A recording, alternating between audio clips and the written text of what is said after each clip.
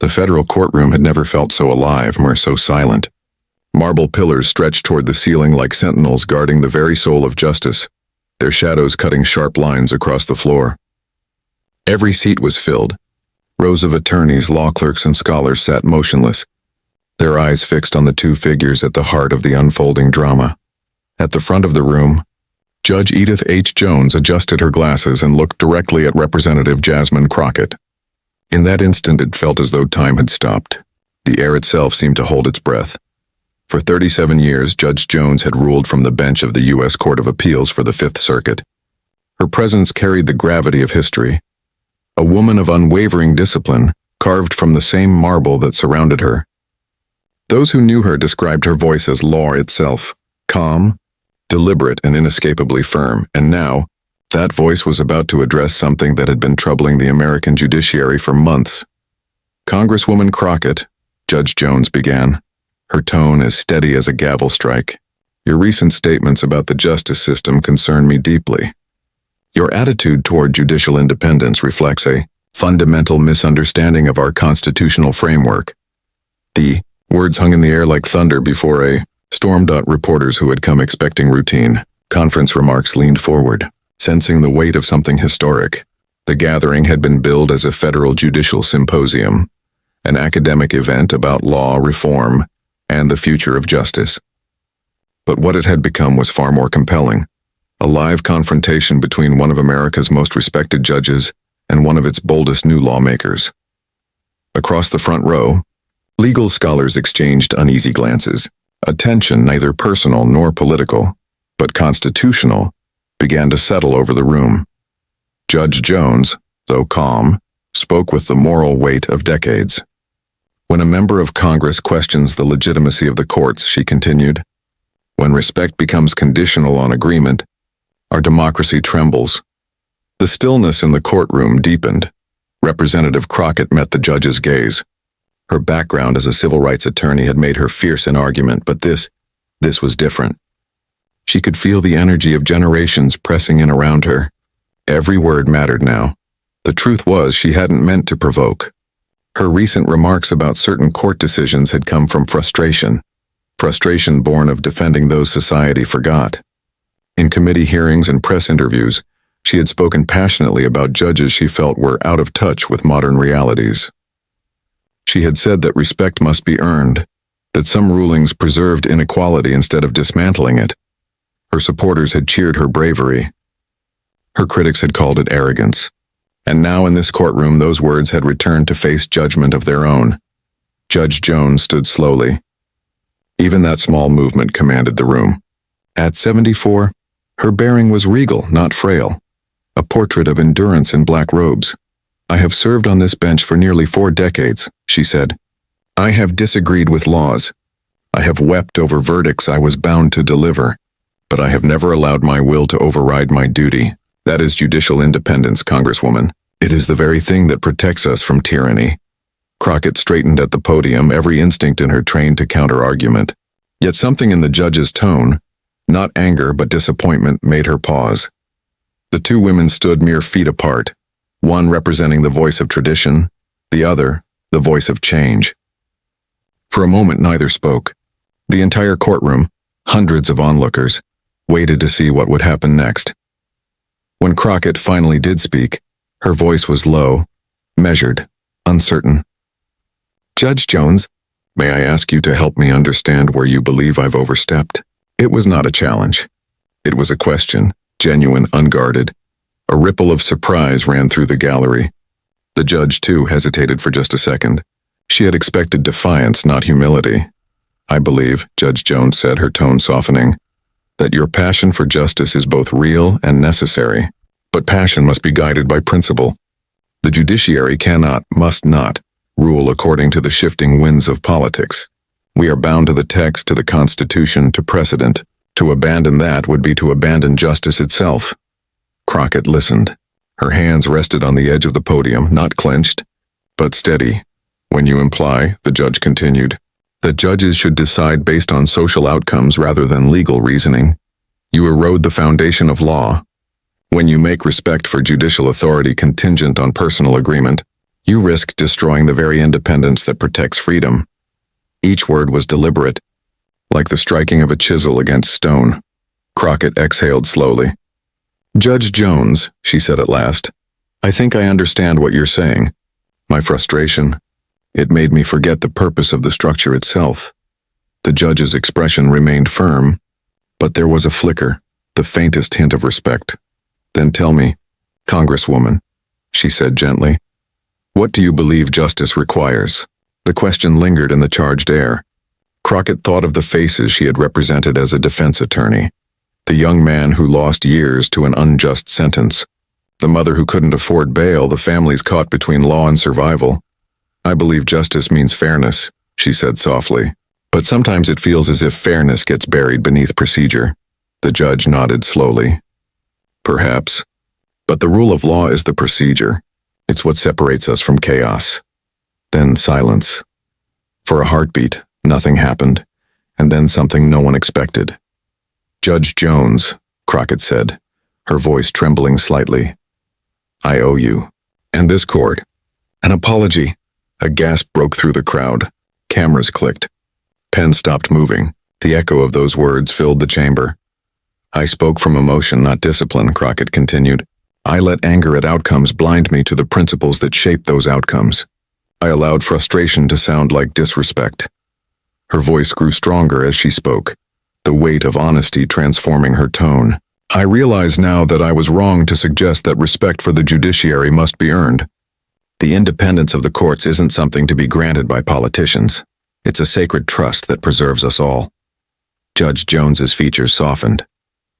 Her eyes, sharp analytical eyes that had dissected thousands of arguments, now held something more human, compassion. The courtroom, so still moments ago, now vibrated with emotion. Even the bailiffs, trained for composure, found themselves transfixed. Crockett stepped back slightly from the podium, her hands clasped. I should have known better, she said. As an attorney, I should have remembered that the rule of law doesn't bend to passion, no matter how righteous that passion may feel. For a long moment, Judge Jones said nothing. Then she stepped forward, just one deliberate pace, and her voice carried warmth where before there had been only discipline. Congresswoman Crockett, she said, the strength to admit error is rarer than brilliance. What you've shown here today is courage. Her tone shifted again, becoming almost instructive. The passion that fuels reform can also destroy it if it loses respect for boundaries. But when passion and respect walk together, then change becomes lasting. The judge turned slightly toward the crowd, speaking now not just to the Congresswoman but to everyone. Our branches of government were never meant to be enemies. They are designed to check, to balance, to complete each other. When one forgets that, when pride replaces principle, the system begins to fracture. Crockett looked up, a light of realization dawning in her eyes. Then help me understand, she said softly. How can I fight for reform without crossing that line? Judge Jones smiled for the first time that day. It was a small smile, but one that transformed her face. By remembering, she said, that your power lies in making better laws, not in pressuring judges to twist the ones that already exist. Crockett nodded slowly, almost like a student absorbing her mentor's words. The humility was unmistakable and deeply moving. In that moment, something shifted in the air. The confrontation had become a conversation. The lecture had become a lesson, and the courtroom, which had begun the day divided between applause and apprehension, was now united in awe. Judge Jones gestured toward the Constitution framed behind her. Change the words of the law, she said, not the hearts of judges who are bound to it. Crockett took a small notebook from her bag and began to write. It was a quiet gesture, but profound. A lawmaker taking notes from a judge. The gallery watched as history, in its most human form, unfolded before them. The days that followed in Washington carried a strange silence. It was not the calm of peace, but the quiet that lingers before something must be faced.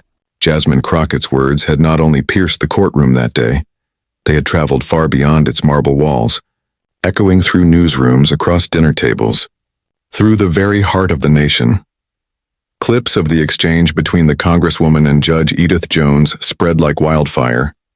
Some saw it as an act of rebellion, a young lawmaker defying an emblem of the old guard. Others saw something deeper. Two women, generations apart, colliding not in hatred but in truth. Each clip replayed the same moment when Crockett's calm voice dismantled decades of unspoken hierarchy. And Jones's silence spoke louder than any gavel strike ever could. In a quiet office at the Fifth Circuit Court of Appeals, Judge Jones sat alone. The chamber that had once felt like her fortress now seemed like an echo chamber of her own past. The soft rustle of papers no longer brought comfort. Her fingers, which had so confidently gripped the gavel for decades, now trembled slightly as she reread the transcript of the confrontation. Each word seemed sharper than the last, but it wasn't anger that burned inside her. It was something unfamiliar. Regret. For the first time in years, she questioned whether her sternness had crossed into cruelty, whether her pursuit of order had suffocated compassion. The law, she had always believed, was a sword, clear, precise, unforgiving. But Jasmine Crockett had reminded her that it was also a mirror. And mirrors, she realized, show what we refuse to see. Outside, rain streaked down the courthouse windows, blurring the city lights into ghostly halos. Judge Jones stood by the glass, her reflection faint and fragile. Somewhere beneath the layers of authority and years of rulings was a woman who had once fought her own battles, in courtrooms filled with men who doubted her, in a world that had rarely shown her kindness. She had built walls to survive. She hadn't realized they'd kept her heart out too. Across town, Jasmine Crockett sat in her congressional office, a cup of coffee growing cold beside a mountain of unfinished work. Despite the outpouring of support online, she felt little triumph. The encounter had not been a victory, not in the way people framed it. It was a reminder that truth, even when spoken gently, could cut deep. And though she had held her ground, she could not shake the image of Judge Jones's expression. Not angry, not defeated, but haunted. The following week, the Judiciary Committee reconvened. The air was charged, as though every attendee knew they were about to witness something rare. Cameras once again filled the room, the world still buzzing from their last encounter. Waited for another explosion, but this time, there was none. Judge Jones entered quietly, her usual commanding stride replaced by a measured, almost hesitant pace. The chatter died instantly. As she took her seat, her eyes briefly met Crockett's. There was no hostility there, only recognition. Two women who had fought different wars but bore the same scars. The proceedings began, routine at first. Legal updates, procedural votes, dull murmurs of bureaucracy. Then, unexpectedly, Judge Jones requested the floor. The room tensed. She adjusted her glasses, her voice softer than anyone had ever heard it. Last week, she began, I allowed my frustrations to cloud my judgment. I spoke, and perhaps thought, in a way unbecoming of my position. Representative Crockett reminded me, not through anger but through grace, that the pursuit of justice is not a performance of power, but a practice of humility. No one moved. The entire chamber seemed to hold its breath. She continued, For years I have prided myself on strength, on commanding respect through discipline and distance. But I failed to realize that respect, the kind that endures, is not demanded by fear, but earned through understanding. And though it may sound unusual for a judge to say this in a public forum, I was wrong. A ripple moved through the crowd. Some were stunned. Others moved beyond words. Jasmine Crockett looked up, her expression unreadable. For a moment, time seemed to suspend between them. Then slowly she nodded. Not in triumph, but in quiet acknowledgement. Judge Jones concluded, her gaze steady now. I have spent decades interpreting the law, but perhaps today I am reminded that justice itself is a living thing. Not cold or perfect, but human. It breathes in our failures, and it finds its voice in those who dare to speak truth, even when the truth hurts. When she finished, the silence that followed was electric, the kind that fills the space between history and healing. No applause, no cheers, just the quiet rustle of people realizing they had witnessed something extraordinary. After the hearing, the cameras swarmed both women, desperate for reaction. But Crockett declined every interview. She simply said, growth isn't weakness. It's the bravest kind of strength. Then she walked away, her footsteps echoing down the marble corridor.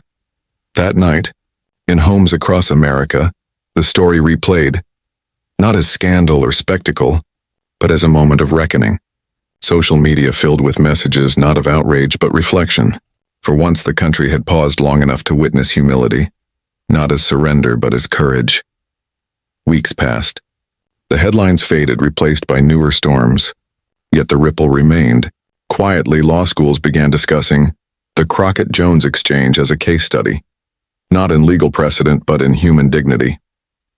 Professors used it to teach future lawyers that intellect without empathy can win arguments but lose humanity. In her chambers, Judge Jones began mentoring her younger clerks differently.